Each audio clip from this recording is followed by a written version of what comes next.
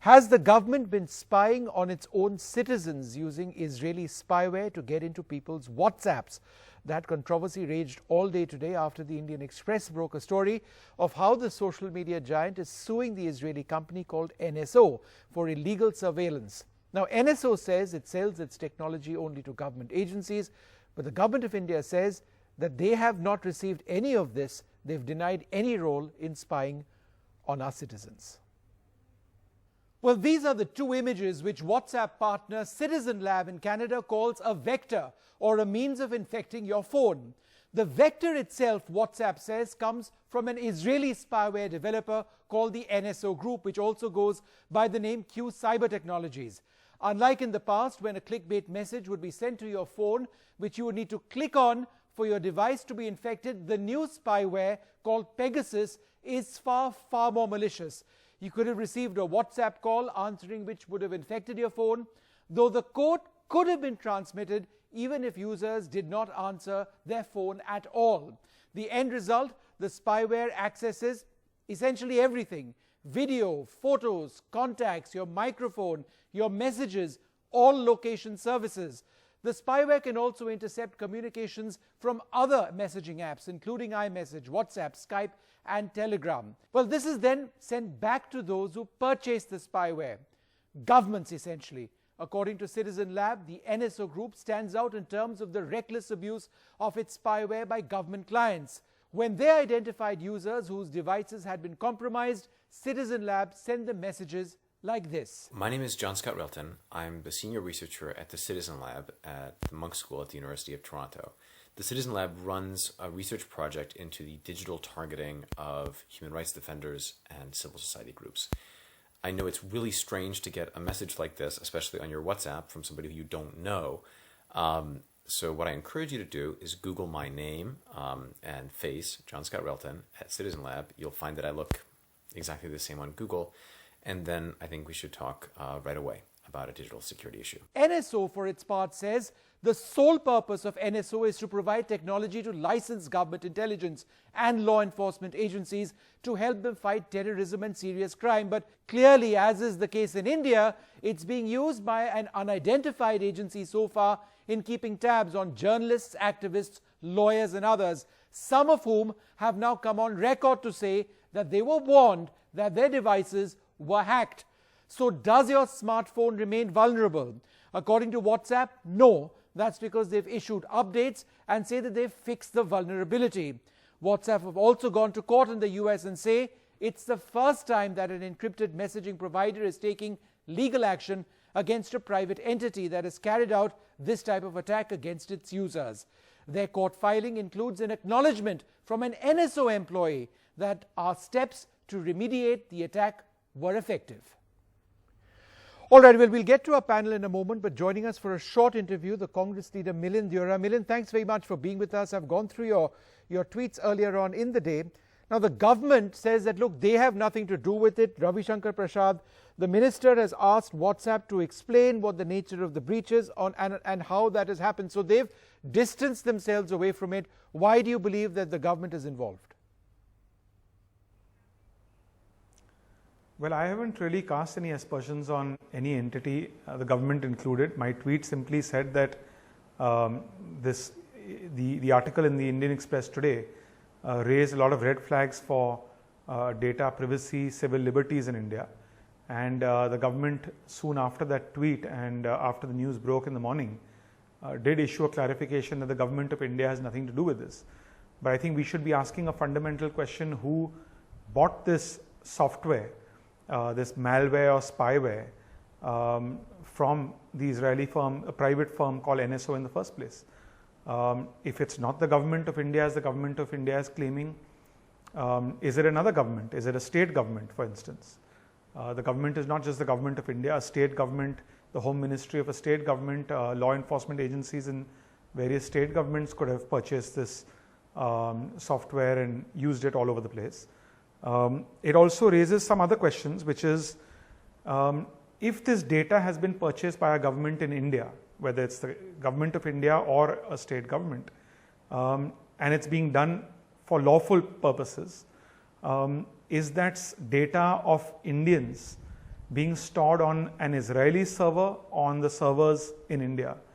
If it's been purchased by the government, and I think this is what really raises a lot of red flags, was the interception done lawfully or unlawfully? There are provisions in the Indian Telegraph Act, in the IT Act, which allow the government of India, state governments, to lawfully, legally intercept conversations, communications between individuals. It has to obviously fall under the parameter of national interest, public safety, if there's a public emergency. But if it is the government, was it being used for these purposes, or was it being done illegally? If it's being done illegally, Vishnu, mind you, that is not even admissible evidence in a court of law. Okay. So all of these are various questions that the government needs to come clean on. Right. That certainly WhatsApp needs to come clean on. Yeah. And over time, as this issue is being fought out in an American court, hopefully this will come to light as to who the ultimate buyer and the beneficiary of NSO's malware and spyware actually was. But I think another larger issue that we should talk about also is today there's a controversy between NSO hacking into and installing malware and spyware into people's smartphones through WhatsApp. The question I have is, how many other companies are there in the world like NSO, which have proprietary technologies like Pegasus, which can actually hack into somebody's phone? One of the answers to that we actually have. Access somebody's what microphone. is clear is that other messaging apps, whether it's Signal, Telegram, iMessenger, can all be accessed if a phone was bugged. If WhatsApp was bugged, then you essentially have access to a whole lot of data, including these. But I think the point that you raise about whether there are separate malware apps which target specific messaging apps, irrespective of whether WhatsApp is there or not, that's a question that needs to be answered. Thanks, Milind, very much for joining us with all of that. Apar, let me come to you. NSO has issued a statement. They say the sole purpose of NSO is to provide technology to licensed government intelligence and law enforcement. But you've got the government of India, Ravi Shankar Prasad, saying that they want to know from WhatsApp what has happened, essentially distancing themselves away. So what Milind says, is that really where you see things going, that this was an intelligence agency in India or a police agency in India, center state, we don't know, which has acquired this technology and has therefore been using it illegally, because the government of India needs to be involved, right? If it was a legal intercept which was authorized. So there is an illegality that's taken place. So what we have today are a lot of questions and inferences, and it all proceeds because there's a lack of trust in our larger surveillance architecture, which is not kept in time with the kinds of surveillance reforms which have occurred in foreign countries, Vishnu, where there's a level of judicial oversight and parliamentary reporting. Both of those systems are completely absent, because the system you have today is principally crafted out of a 1996 Supreme Court judgment, which was meant for analog phones, not for the digital society we conduct our affairs in. More pointedly to your question, whether the government of India was involved in this or not, even subsequent to the statement made by the Honorable Minister for Electronics and IT, there has been a press release which has been published by the Home Ministry also stating a denial. I think it's only well and good to inspire greater public confidence, to institute a public inquiry as the first step. Secondly, not only to write to WhatsApp, but to actually write to NSO group itself, which is the perpetrator of this device vulnerability and is the vendor. Get them to identify and who is the they've given vendor. it to. So, and yeah. Well, they've said they won't, because they've issued us a statement as well. They say that the NSO group is not able to disclose who is or is not a client or discuss specific uses of its technology. However, the company's products are licensed to government intelligence and law enforcement agencies for this.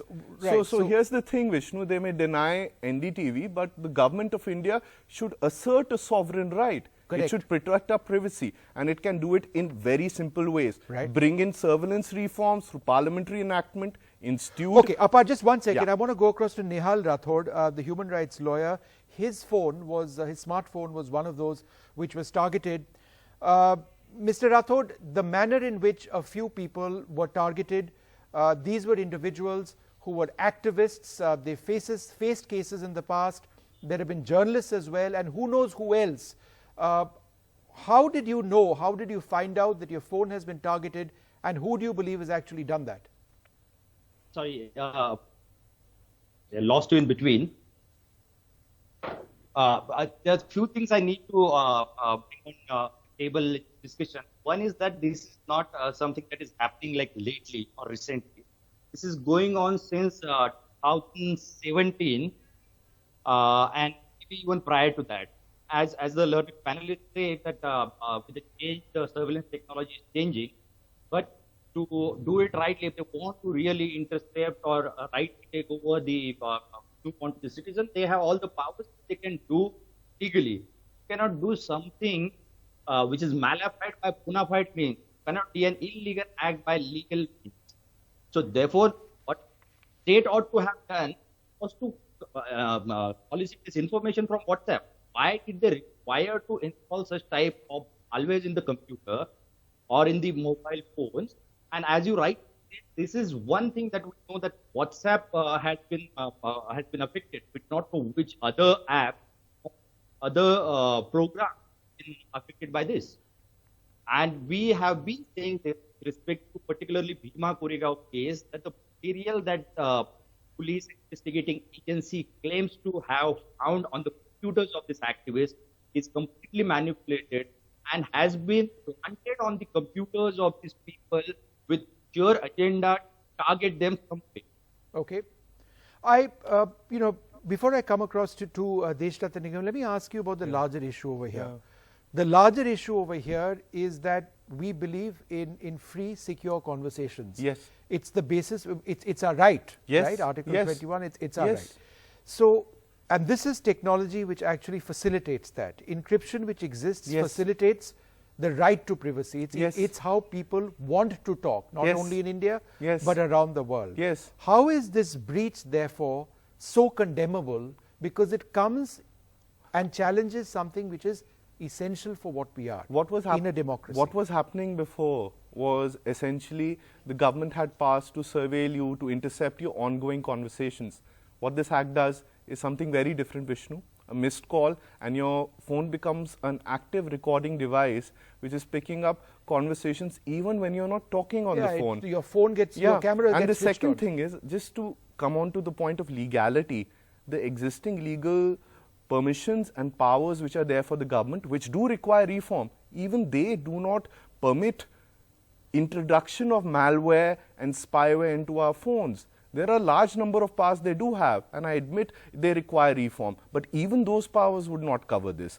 Now, this just puts to focus that in a democracy, we need to realize that what is the cost of security and what is the cost of liberty, and what are the foundational principles of the Constitution of India. We the people, has it been established only for a security state, or has it been established in a preamble for liberty, fraternity, equality and social justice? And it is security which ensures us to reach these ends. Right. I would say security is subservient, and of course there are others who would differ with this. Yeah.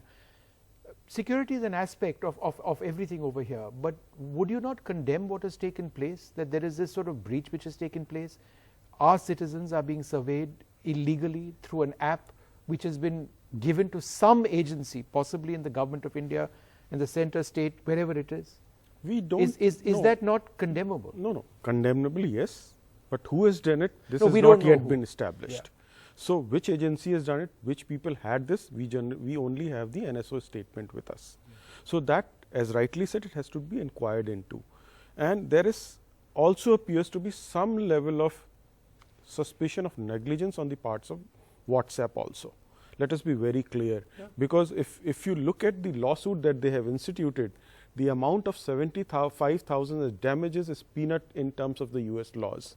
So there appears to be But they were able to detect the breach, and they were able to shut it down really fast. No, not fast. This was first time raised The in moment they found it, they immediately called up Citizens people. Lab raised it in 2018, September 2018 Right, for but the in first terms time. of this period, there was a 2-week period in this particular Yes, case in when May, these 1,400 odd phones. in May. So the moment there was this detection, there was an effort by Citizen Lab, their partner, to try and shut it down, tell people that, look, this is what you need to do to fix the problem. I'm not saying whether they have done it or not. I'm only saying whether there is, I'm saying suspicion.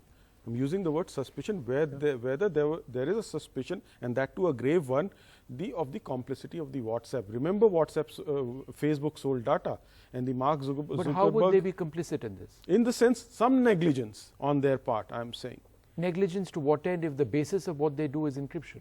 No, then why it has happened? It's a malware which has been designed to break so encryption, therefore, not the encryption why I am technology saying so, which is not why broken, the suspicion but by arises, using as a lawyer, let person's me tell phone. you, as a Yeah. lawyer, why, if I would be filing a suit for this magnitude of breach in 21 countries, it should be in millions and millions of dollars in US, Right. not for 75,000. That raises the first suspicion, one.